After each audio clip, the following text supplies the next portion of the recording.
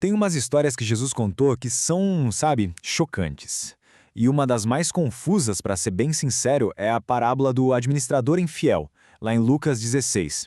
Porque, à primeira vista, parece que Jesus está elogiando um cara corrupto, mas por trás desse susto inicial tem uma lição assim, absurdamente profunda, sobre como usar o que a gente tem agora, que é passageiro, para um propósito eterno. Bora decifrar isso junto.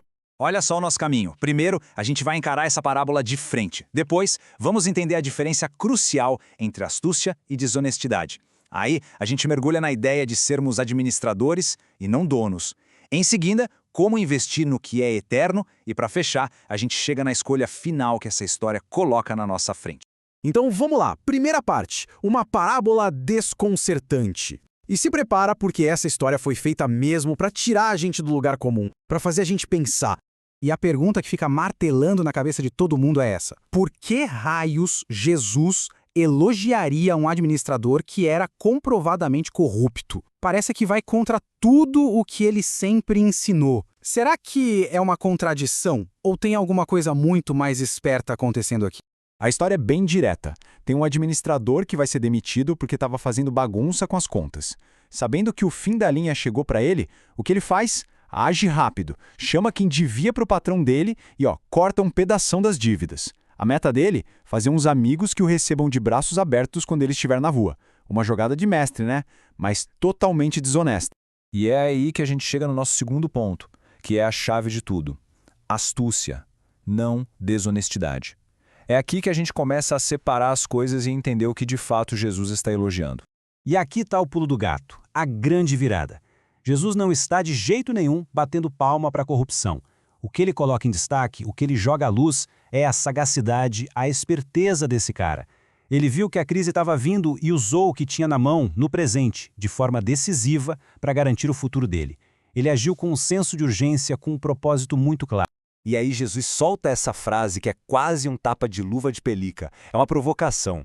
Ele está basicamente dizendo, olha só, as pessoas que estão focadas nas coisas no mundo são muitas vezes bem mais estratégicas e esforçadas para planejar o futuro delas aqui na Terra do que as pessoas de fé são para planejar o futuro eterno. É um verdadeiro chamado para a gente acordar.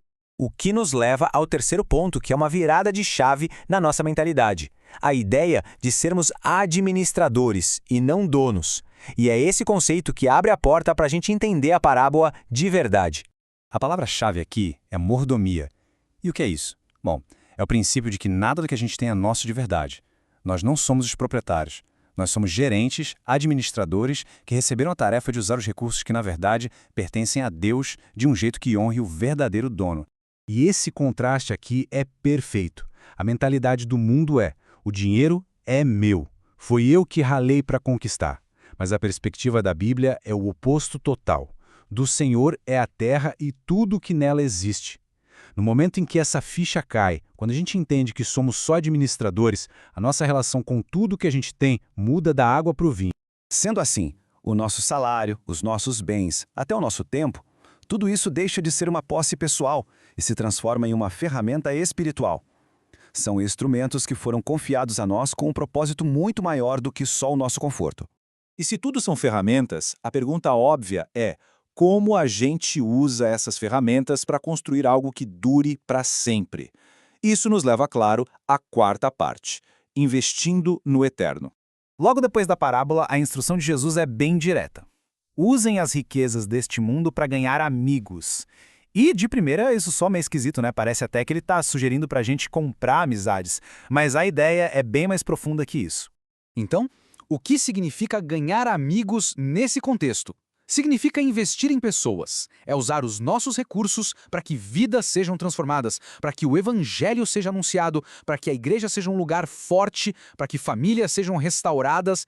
Em resumo, para que o reino de Deus avance. Os amigos são o resultado eterno desse nosso investimento.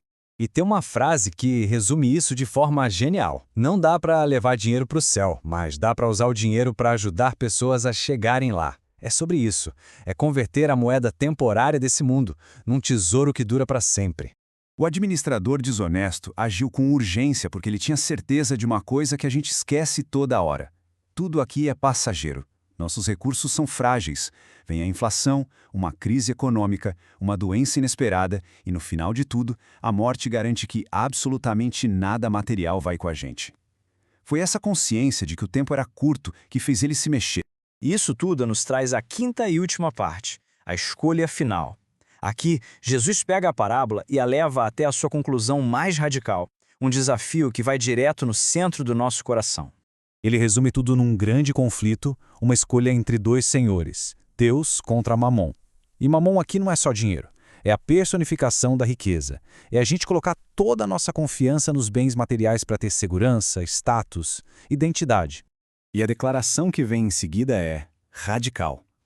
Não tem meio termo, não dá para ter lealidade dividida. Tentar servir aos dois é, na prática, escolher Mamon, porque a devoção a Deus tem que ser total. É uma questão de quem está no trono do coração. E o que isso quer dizer na prática? Quer dizer que as nossas decisões com dinheiro são um diagnóstico. Elas não mexem só com o saldo no banco. Elas revelam quem ou que realmente manda na nossa vida. O extrato bancário pode ser um verdadeiro raio-x espiritual. Isso se encaixa perfeitamente com outro ensino bem conhecido. O jeito que a gente usa nossos recursos não só mostra onde o nosso coração já está, mas também aponta o caminho para ele.